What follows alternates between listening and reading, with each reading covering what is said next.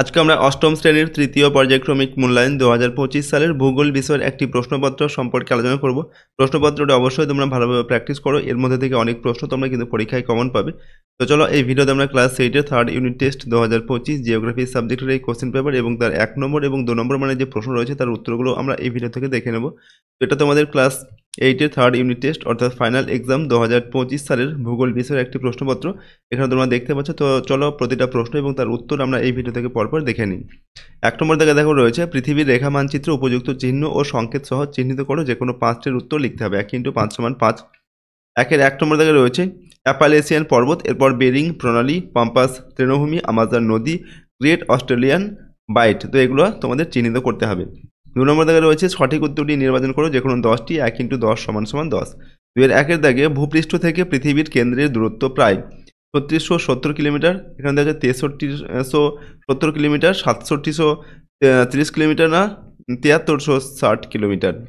তো দেখো এখানে সঠিক উত্তরটি আমাদের অপশন বি এরটা হবে 6300 অর্থাৎ 6370 কিলোমিটার। ওকে, একটি উপপাতালিক আগ্নেয় শিলার উদাহরণ হলো ডোলেরাইট, গ্রানাইট, ব্যাসল্ট না অ্যাবসিডিয়ান। তো সঠিক উত্তর লিখবে ডোলেরাইট। ঠিক আছে, উপপাতালিক আগ্নেয় শিলার উদাহরণ।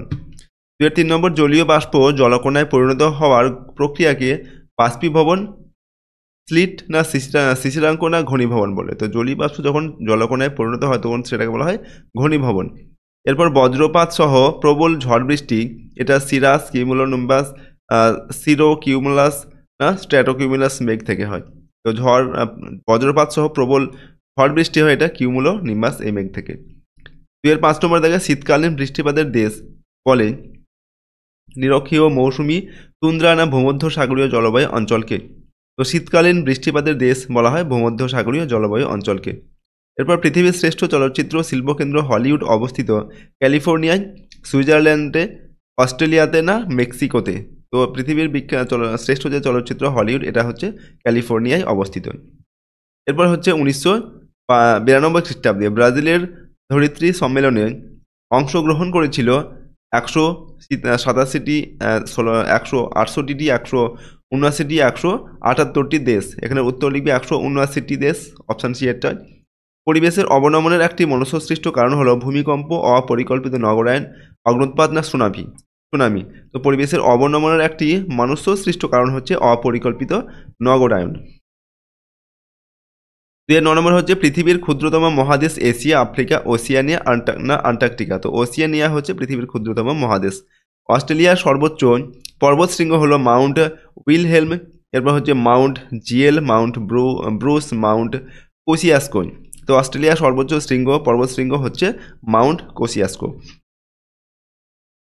3 নম্বর থেকে নিচের প্রশ্নগুলির নির্দেশ মতো উত্তর দাও। 3-1 শূন্যস্থান পূরণ করতে হবে, যে কোনো 5টি। 1 × 5 = 5। প্রথমে রয়েছে গুরুমণ্ডল ও কেন্দ্রমণ্ডলের মাঝে আছে ড্যাশ বিযুক্ত রেখা। তো এখানে হবে গুটেনবার্গ বিযুক্ত রেখা। ভূ অভ্যন্তরে গলিত সান্দ্র পদার্থকে ড্যাশ বলে। তো উত্তর হবে কি, এটাকে ম্যাগমা বলে। খনিজের কাঠিন্য পরিমাপের স্কেল হলো ড্যাশ, খনিজের কাঠিন্য পরিমাপের স্কেল হচ্ছে মোহস স্কেল। ড্যাশ বায়ুকে সমুদ্র বায়ু ও স্থলবায়ুর বৃহৎ সংস্করণ বলে। উত্তর লিখবে মৌসুমী বায়ুকে। MIS এর পুরো নাম হলো, উত্তর হচ্ছে মিথাইল আইসোসায়ানেট। এরপরের প্রশ্ন শুদ্ধ অথবা অশুদ্ধ লিখতে হবে, যে কোনো 5টি। 1 × 5 = 5।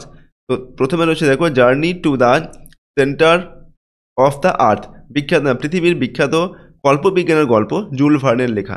এটা সত্য না মিথ্যা? তো এটা শুদ্ধ না অশুদ্ধ লিখতে হবে, এটা শুদ্ধ হবে। পাত সংস্থান তত্ত্ব অনুযায়ী পরস্পর বিপরীতমুখী পাতসীমানাকে অভিসারী পাতসীমানা বলে। এটা অশুদ্ধ হবে, কারণ পরস্পর বিপরীতমুখী পাতসীমানাকে অপসারী পাতসীমানা বলে। এরপর বিজ্ঞানী ফেরেলের সূত্র অনুসারে উত্তর গোলার্ধে বায়ু তার প্রবাহের ডান দিকে বেঁকে প্রবাহিত হয়। এটা শুদ্ধ লিখবে।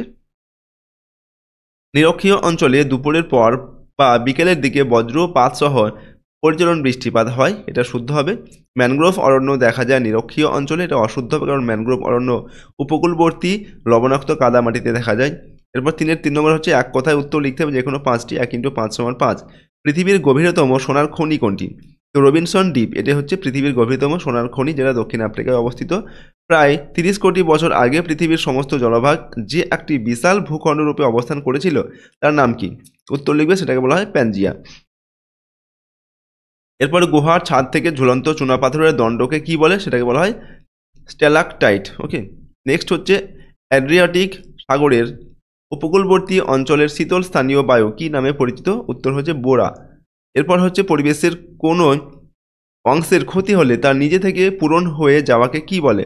উত্তর লিখবে পুনর্নবীকরণ বা স্বনিরাময় বা হেমিওস্ট্যাটিক ব্যবস্থা। ওকে। এরপর 3-এর 4 নম্বর রয়েছে বাম স্তম্ভের সঙ্গে ডান স্তম্ভ মেলাতে হবে। 1x5 = 5। বাম দিকে দেওয়া আছে ভূমিকম্প, বেলে পাথর, বৃষ্টিপাত, সিল মাছের চামড়ায় তৈরি তাঁবু, মরুভূমির লবণাক্ত জলের হ্রদ। ডান দিকে দেওয়া আছে রেনগজ, টিউপিক, সিসমোগ্রাফ, প্লায়া আর হচ্ছে কোয়ার্টজাইট। তো এটাকে যদি আমরা মিলিয়ে লিখে দেখো, ভূমিকম্প এটা হবে সিসমোগ্রাফ, যন্ত্রের সাহায্যে ভূমিকম্পের তীব্রতা মাপা হয়, এটা 3-এর সঙ্গে মিলবে। এরপর বেলে পাথর, এটা অপশান 5-এর সঙ্গে মিলবে, কোয়ার্টজাইট। বৃষ্টিপাত হচ্ছে বৃষ্টিপাত মাপক যন্ত্রের নাম রেনগেজ, তো অপশান 1-এর সঙ্গে মিলবে। সিল মাছের চামড়ায় তৈরি তাঁবুকে বলা হয় টিউপিক। ওকে। মরুভূমির লবণাক্ত জলের যে হ্রদ সেটাকে বলা হয় প্লায়া।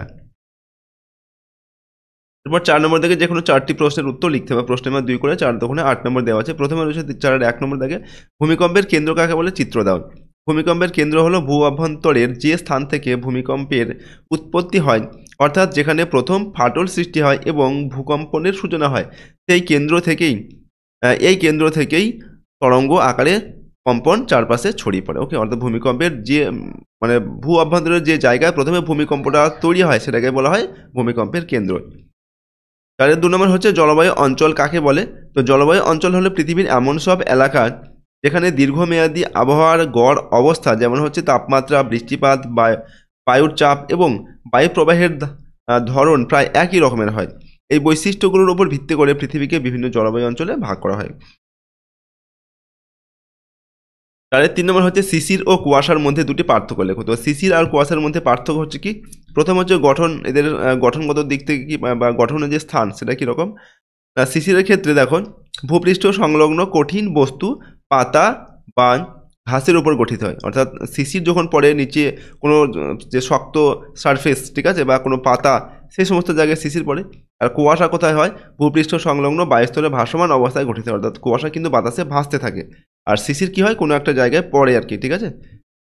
আর এরপর হচ্ছে আর্দ্রতা অনুসারে এদের পার্থক্য। বায়ুতে অতিরিক্ত আর্দ্রতার প্রয়োজন হয় না শিশিরের ক্ষেত্রে, আর কুয়াশার ক্ষেত্রে বায়ুতে অতিরিক্ত আর্দ্রতার প্রয়োজন হয়।